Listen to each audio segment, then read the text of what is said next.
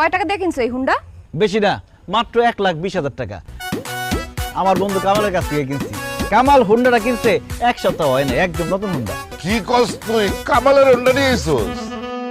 আরে কামালের হোন্ডা নতুন কে কইছে? 2-3 বছর ধরে চালাইতেছে এইটা। মাঝখানে নষ্ট হয়েছে, এরপরে আলমগীরের কাছে বেচতে নিছিল 70,000 টাকায়। তাও আলমগীর এটা নেয় না, তুই এটা 1,20,000 টাকা দিয়ে কিনছস। দেখছেন আব্বা, আপনার পোলারে বোকা পাইয়া 70,000 টাকার হোন্ডা 1,20,000 টাকায় সে বিক্রি করছে।